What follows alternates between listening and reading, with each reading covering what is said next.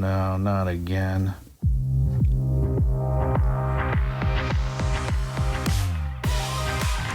Hi, I'm Adam. And I'm Charlotte. And welcome to Perf Damage, the weekly podcast hosted by a movie-obsessed husband and wife team who work in the film industry. We'll share stories of film production and restoration. We'll review and recommend. We'll examine the minutiae of subgenres and even microgenres. And most importantly, we will tackle the art of the double feature. Just remember, all our opinions are our own and do not represent those of our employers. Thank you for joining us. Welcome.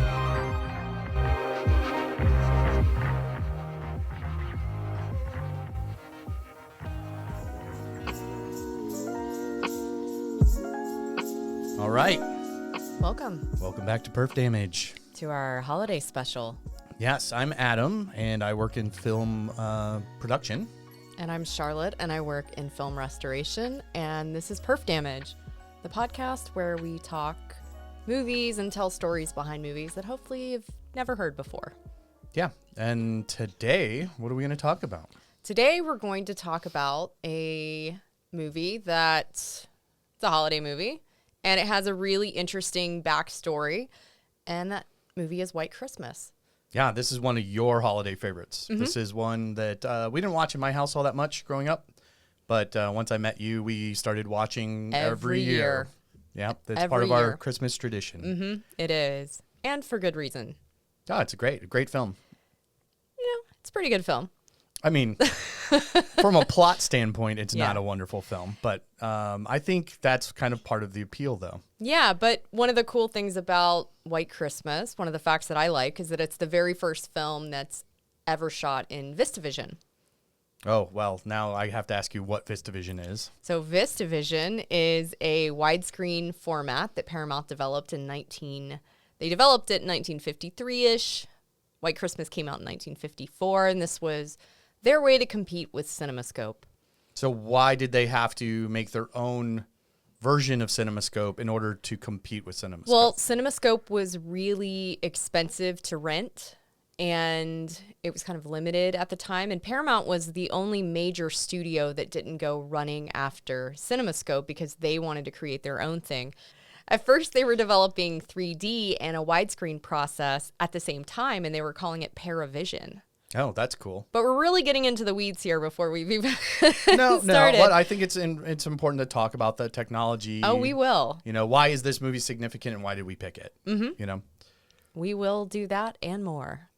So, if you want to hear more about White Christmas, 1954. And some little stories behind it, maybe in some trivia we'll throw in there. Oh, for sure. Then stay tuned. Stay tuned.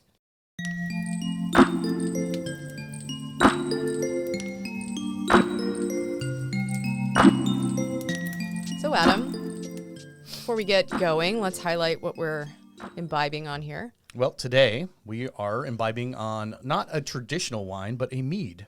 A sparkling mead. A sparkling mead. This is a honey wine mixed with lilikoi, which is Hawaiian. Passion fruit. Passion fruit, right? Mm-hmm. Yeah. So it has that kind of sweetness that you expect from mead, but then followed with kind of a sour finish, which is really nice. It's from Manoa Honey and Mead Company, where my brother worked. Oh, wow. Imagine that. Yeah. Yeah, it's in Hawaii. It is. And he brought us some bottles for Thanksgiving, and we're just now getting around to drinking. Well, because we wanted to share them with you. We did, actually. We wanted to get the whole show group them together and, you know, have this holiday moment. It's cool. You know, I'm not a big mead fan. I don't know about you. I've had mead before, but I've never had mead like this. Well, hey, if it has alcohol in it, I'm a big fan of it. So, yeah, mead, anything else, you know. But, yeah, I do like mead. Yeah. I actually made mead back in the day. Not as good as this mead, though. No. Anyhow. Anyway, I digress. Let's talk about White Christmas. All right. So White Christmas was sort of the long-awaited follow-up to Holiday Inn. At least that's how it started. Holiday Inn came out in 1942. That film starred Fred Astaire and Bing Crosby. It had an Irving Berlin score, right? Irving Berlin score. And in the movie, that's where the song White Christmas was performed for the very first time. I said I was going to sing this song at the end tonight.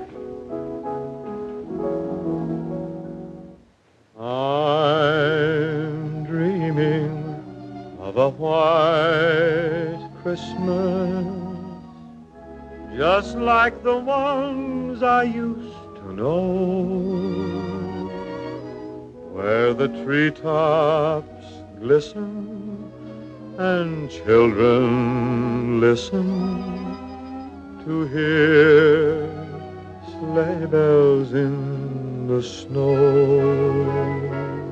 Holiday Inn actually won the Academy Award. Irving Berlin won it for Best Song for White Christmas.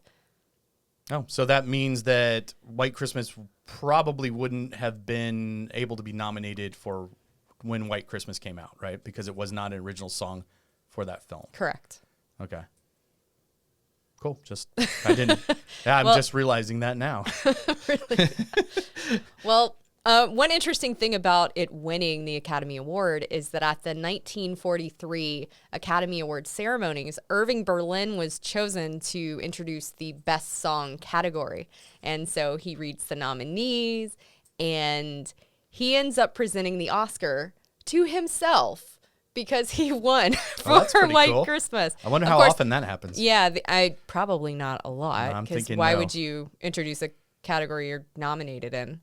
Yeah, they don't really do that. Well, I mean, that's not true. Yeah, if you were the winner best from actor, the previous year, yeah, that's true. And then you can. Well, that happened, but the Oscars weren't televised until later, so there's no video that you can easily proof find. Of that, unfortunately. Yeah, the Academy may have recorded it, but so I didn't know that this movie was considered a sequel. Was it actually going to be a sequel? Really? It was just a reteaming, right? Right, and this would actually have been the third reteaming because the pair reteamed in Blue Skies in 1946. It was Fred Astaire and Bing Crosby as the two leads, and an Irving Berlin score again in Blue Skies, right? Yes, and Bing Crosby again sang White Christmas in that film. Oh, in Blue Skies? Mm-hmm. Wow.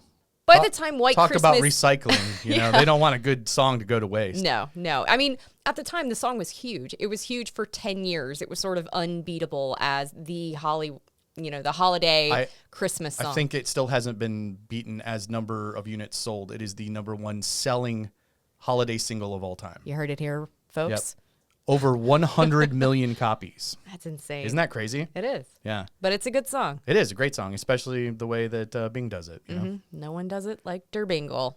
All right, so we've got Holiday Inn in 42. You've got Blue Skies in 46. And so in 54, well, actually, this was originally developed to be done earlier than 54, right? A little bit. Mm-hmm. So, Charlotte, how come, it took them so long to actually make this film? What happened? So much happened. Wow. So much happened.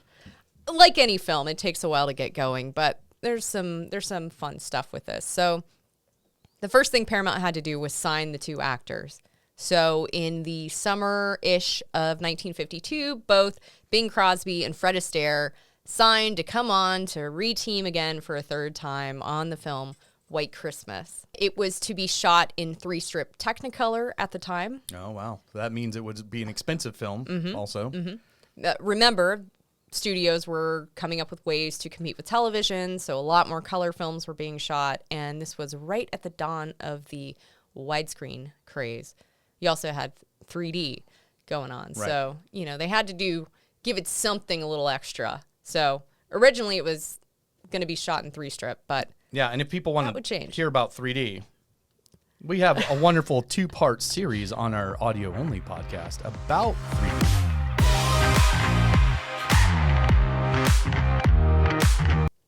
Always got to throw a plug in there. Always, every time, every time. I mean, they're pretty good episodes. They are very good episodes. Yeah, if you don't mind saying so yourself. I like to toot my own horn.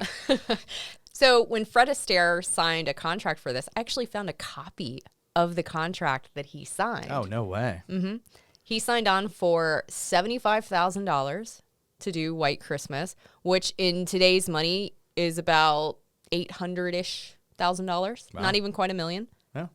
I mean, it's a steal for Fred Astaire. Yeah, you would think, especially by today's standards. Yeah. Bing got a better deal, though, because he ended up bargaining a 3-way split with Paramount and Irving Berlin. So the three of them were going to split the profits. Wait, so Paramount ponies up the money, the $2 million to make the movie, and they're only getting 1/3 of the receipts? That's crazy. That's how much they wanted Bingle. That's a crazy, crazy deal. Yeah. That would never happen in today. Yeah. Well, it happened then. Yep. So, okay, obviously Fred Astaire's not in the movie, so what happened? So the two actors had signed on. It was going to start shooting in March of the following year. And then later in the year, in November of 1952, Bing Crosby's wife died of ovarian cancer. That kind of puts a stop to, he's not thinking about making his next picture at that point. A few weeks after, he ended up dropping out of the picture White Christmas. He said that he didn't want to make a movie so close to his wife's death, and he wanted to spend more time with his children, especially his child Lindsay, who I think was about 14 at the time. With Crosby out of the picture, Astaire sought and obtained a release from his contract with Paramount, stating that he felt the script called for a much younger lead. He felt he was too old to make this sort of film. Some sources have cited that Astaire was looking to retire, but if this was the case, his retirement didn't last too long because he was back in the movies a few years later in 1955 with the movie Daddy Longlegs.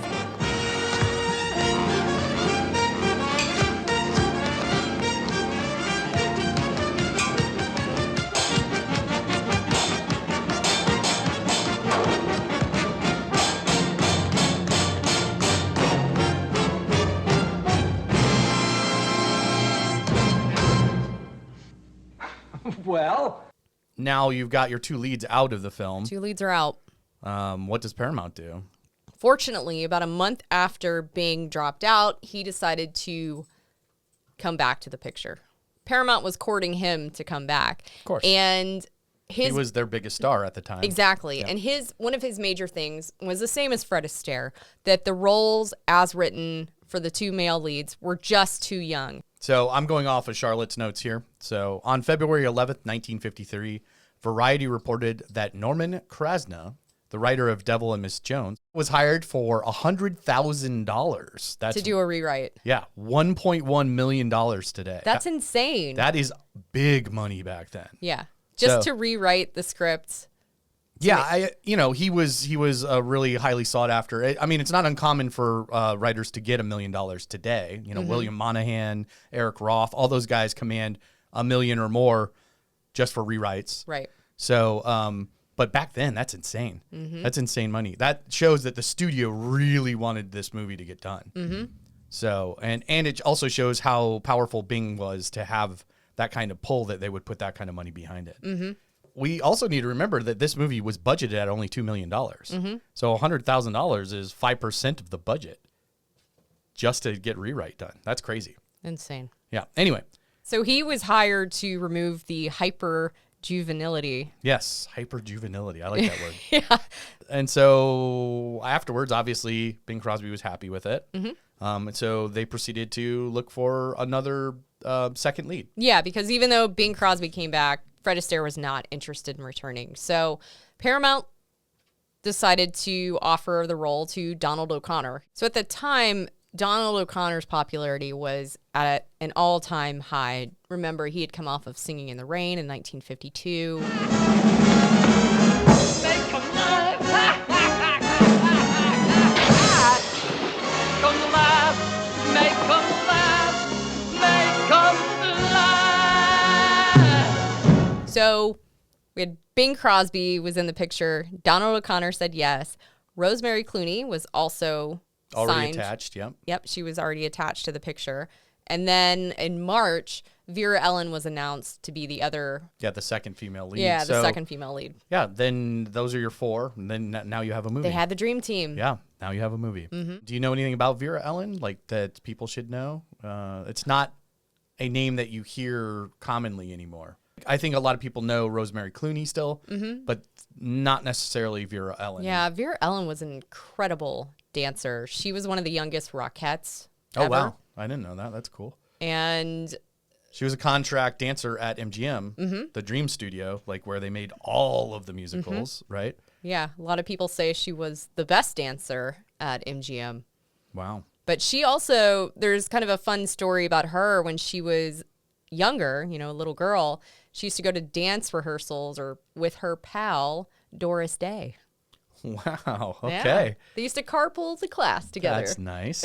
I thought that was cool. That is very cool. Yeah. So White Christmas was set. They had the 4 leads. They had Bing Crosby, Donald O'Connor, Rosemary Clooney, and Vera Ellen, all scheduled to start shooting the film in the fall of 1953. But while everybody was dancing away and rehearsing during the summer, the entire movie industry changed.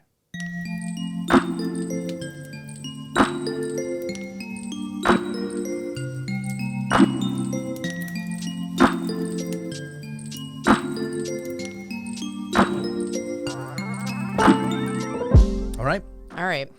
So, gonna get a little technical here, but I'm gonna have to. This is the part I really like. Me too, because I love VistaVision.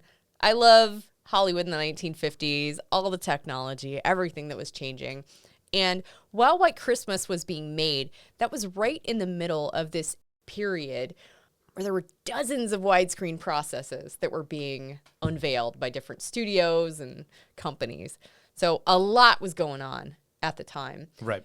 And at Paramount specifically, where White Christmas was being made, they decided in 1953 that they were going to release their very first widescreen film, Shane. Wait, Shane is widescreen? The thing with Shane is that Shane was shot to be released in the Academy ratio, which is 1:37. And that's the one with the black bars on the side if you're watching on your TV at home. Paramount decided they wanted to go with a 1:66 aspect ratio, which would make the image a little bit wider. But by doing that, they had to chop off the top and the bottom of the image. So essentially, they were zooming in on the image. And also what that did was it created a lot of grain. So it made the image a lot grainier because, again, you're zooming in on an image. Right. Again, they're fighting with television right now, and they're trying to up quality, not down it. Down quality. Yeah. So that was something that right away they're like, okay, this definitely isn't the way to do widescreen. Yeah, and I think this segue into you have an inter-office memo from the head of production to Paramount's chief engineer, right? I do, actually. Yeah.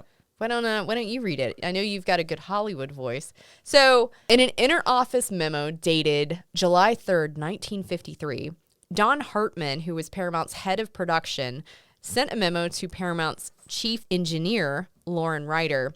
And in that memo, Hartman said, I wish you would emphasize my feelings that if widescreen is going to be effective at all, the future will not be made by cutting off the top and bottom of the pictures in order to attain the wide ratio. Now, this was a reference to the film Shane, which again had been cropped to a 1:66 aspect ratio. It is only in this way, in my opinion, that we can prove or disprove whether we actually have something to compete with CinemaScope. The first CinemaScope movie was released in 1953, and that was The Robe, which I think we've talked about. Probably. But I said I wouldn't plug anything, so I'm not plugging one of our previous episodes. So during pre-production of White Christmas, the widescreen craze had started. And really this was started by the film This is Cinerama. Ladies and gentlemen, this is Cinerama.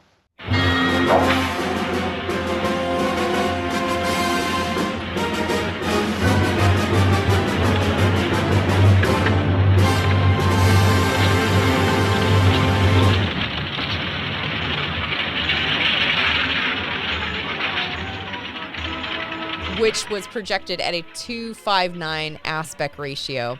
And they used a 3-camera system. Three projector system. So they would project 3 images simultaneously onto one big curved screen. Yeah, it was one curved screen, and they had to line up the images perfectly, which never really. It was more of a roadshow thing, honestly. That's what it was. It was impressive to show off the technology, but for something that you could sell to a wider audience, or you couldn't expect mom and pop theaters to buy 3 projectors and set. Yeah, this up. and I don't think it was ever made to do that. It was just more of a look what can be done.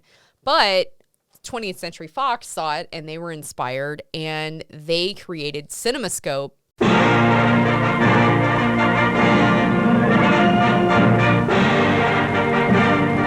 At a laboratory in Nice, France, famed Sorbonne optical scientist Henri Chrétien demonstrates the anamorphoscopic lens for the CinemaScope system to Spiros P. Skouras, who acquires the world rights to the invention for his company. A revolutionary development, CinemaScope throws realistic images on a screen 2.5 times larger than the present screen with a third-dimensional illusion, audience participation, and greater enjoyment.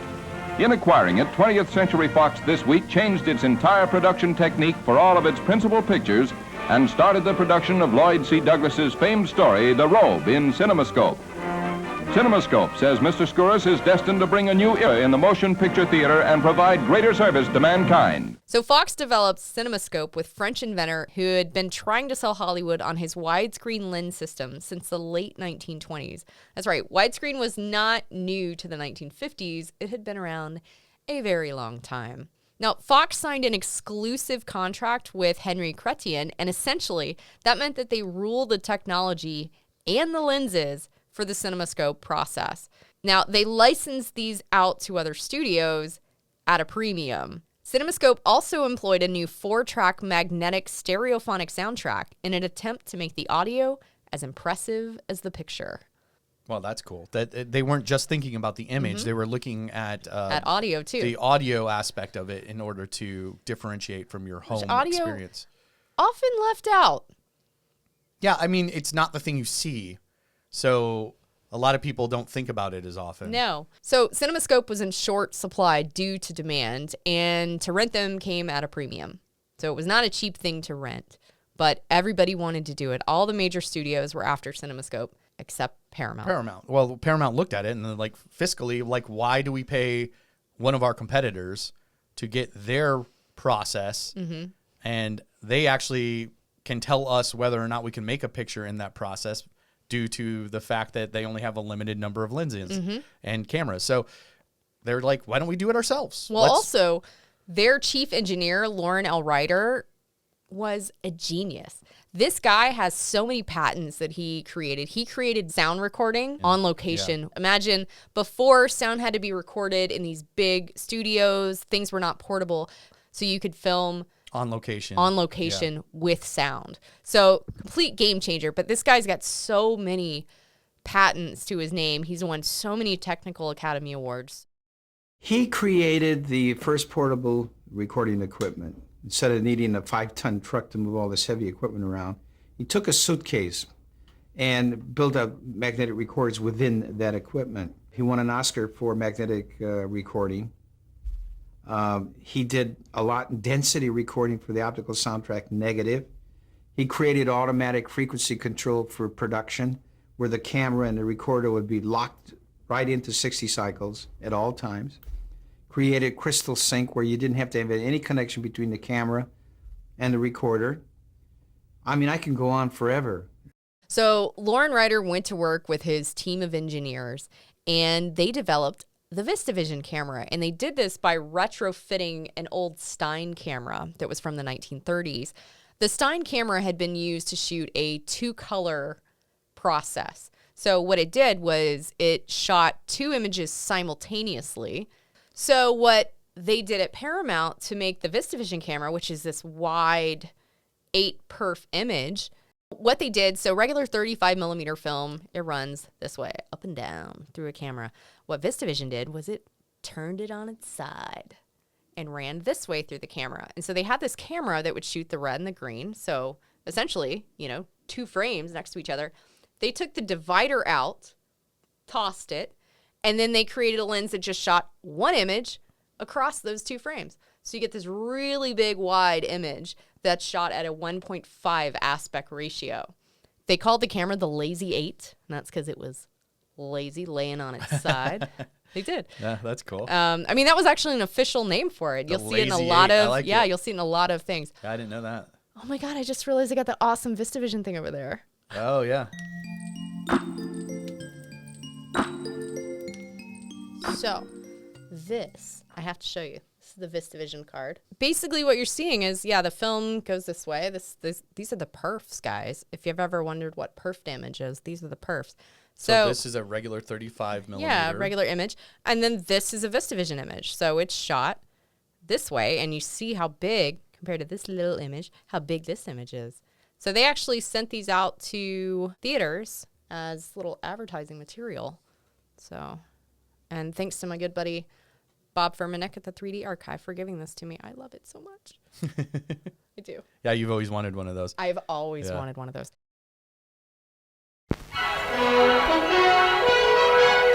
Ladies and gentlemen, this is the most important announcement we have ever been privileged to make. This theater is now being ready to present the first motion picture ever filmed in VistaVision. VistaVision, the ultimate in film presentation that will thrill all your senses, touch all your emotions with its unbelievable clarity, sharpness, brilliance, glowing colors. But the miracle of VistaVision was not achieved overnight or presented before perfection was reached. For years, scientists have been working in the world's greatest optical and electronic laboratories to develop this system that combines spectacular size with complete focus across the screen to bring you the perfect motion picture at last. This new type of camera, the VistaVision camera, was the result. And this is the VistaVision film negative, twice as big, twice as clear as the old style negative.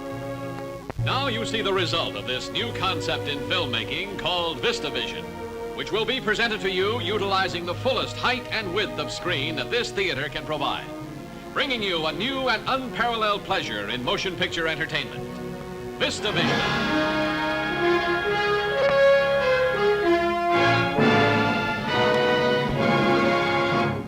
One of my favorite things about VistaVision was they created this, what they called an adaptable system. So if a theater had adapted for CinemaScope, you could show VistaVision in this theater with this big wide screen. You could show it at 2:0, that aspect ratio.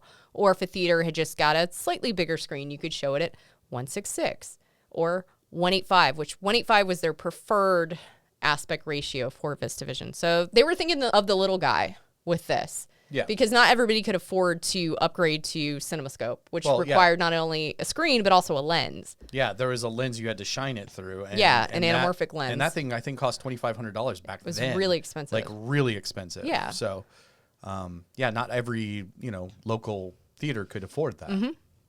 Yeah. And then even if they did, they planned to make VistaVision films. They would print them in anamorphic release prints so they could be shown through a CinemaScope lens.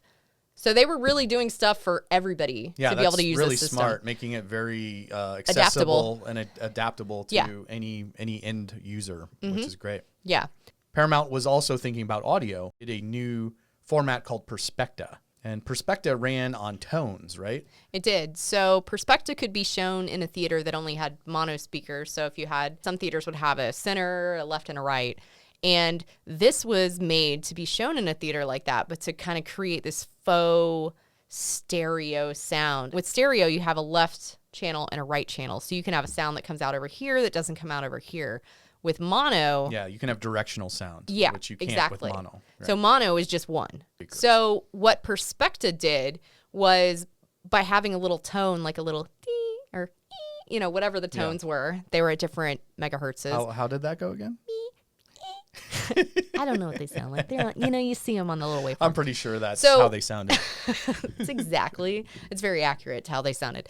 So what the tones would do, if a theater wanted to have Perspecta audio, they would have to buy this little, what they called a Perspecta integrator, which cost, I think, $1,600, which is about $16,000 or something like that today. And this box would direct the sound to say, okay, the whole soundtrack only go to this left speaker or only go to the right. It would direct the sound, but the thing was, it could only direct it one way at a time, right? Yeah. So it was all or nothing, basically. Yeah, right? pretty much. So you can really use it a lot.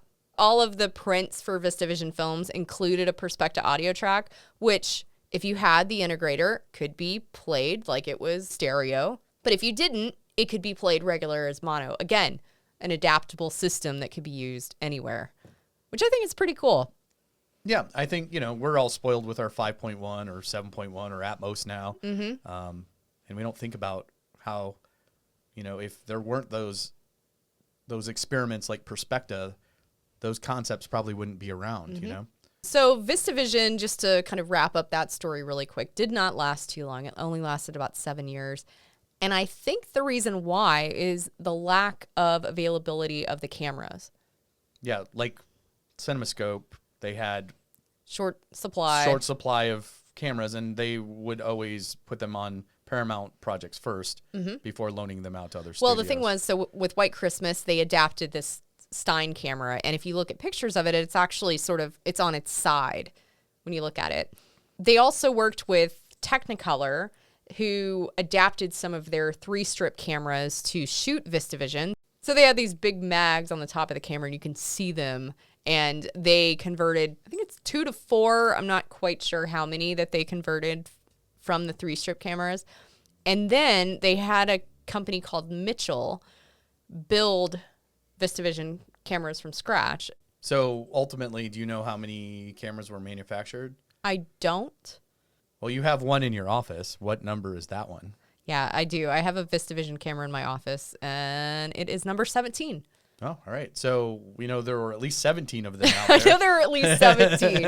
I do. I have not figured out what film was shot on it yet. I am searching like crazy to try to find that. I mean, that'll be very cool when you can say, hey, this is the one that shot this film. Yeah, I'm also just trying to document which version of the VistaVision camera was used on what film, because I'm just interested, because they all have unique problems and differences. So I think that's an important thing to know too. Okay, so back to White Christmas. Oh, wait, we're going to get back to White Christmas? Yeah. I thought we were just going into a full-on VistaVision lesson here. I mean, how much time you got? I mean, I see an episode in the future. Yeah, I know. Yep.